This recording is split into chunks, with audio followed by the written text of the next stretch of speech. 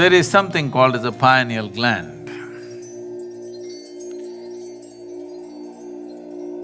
Various aspects of yoga or sadhana of yoga is to move it little down, south, it's called, moving it south.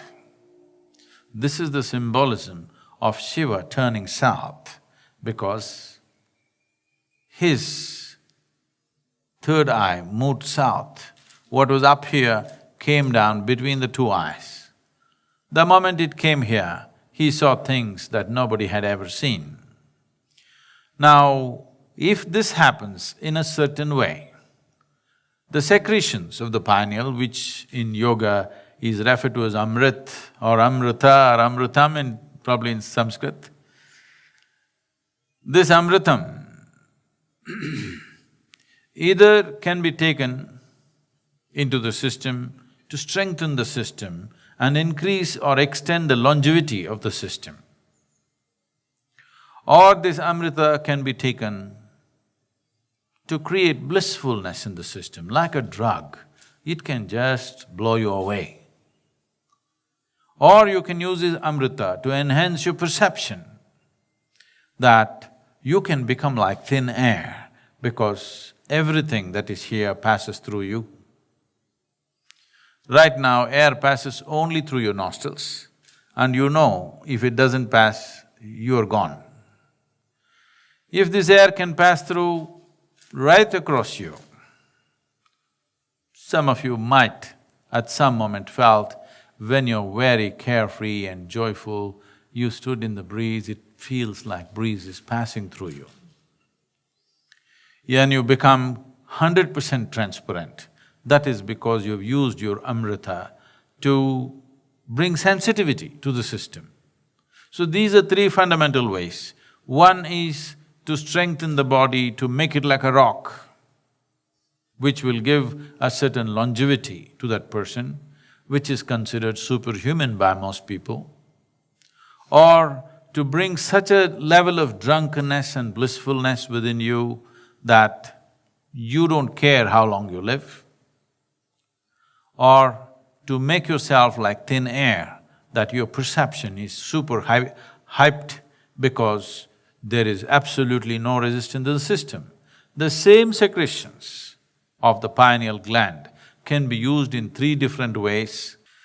This amrita or this secretion of the pineal gland will play the right kind of role in the system. When I say right, in my perception, only if it enhances your perception, it is right, because if you do not enhance your perception, your life doesn't get enhanced in any way. It only gets enhanced in somebody else's eyes. If you become like a rock, your experience of life may not change. It is just other people think you're fantastic. Well, we could have made a statue out of you and you would have been a rock anyway. We didn't need a human being to become like a rock. If you have a rock for a brain, this will be the problem. You're always thinking, which is a bigger rock than you, which is a smaller rock than you. Your entire life goes into this as to which is superior, which is inferior, which is better, which is worse. Endlessly you will be comparing yourself because this is the nature of a rock. This is the nature of physical reality. Once you identify yourself with physical reality, which is better, which is worse, is a natural process of thought. Only if you transcend that, can you be free from this as to which is better and which is worse.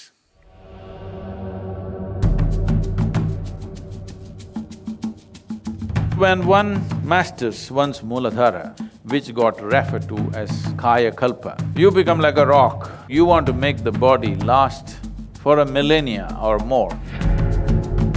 When Swadhisthana sadhana is done, a burst of energy happens. One can deliver a god, but you may lose your body. If you bring any sound to Manipura without opening your mouth, the very body reverberates the sound. When one is dominant in their anahata, they start hearing things. A reasonably stable person can go crazy. The moment Vishuddhi is active, you become occult competent. Disembodied beings will naturally move towards you. Agna means there is clarity. The level of freedom it gives you is tremendous. The Sahasrar is total madness. The moment energy stirs Sahasrar, you drip ecstasy.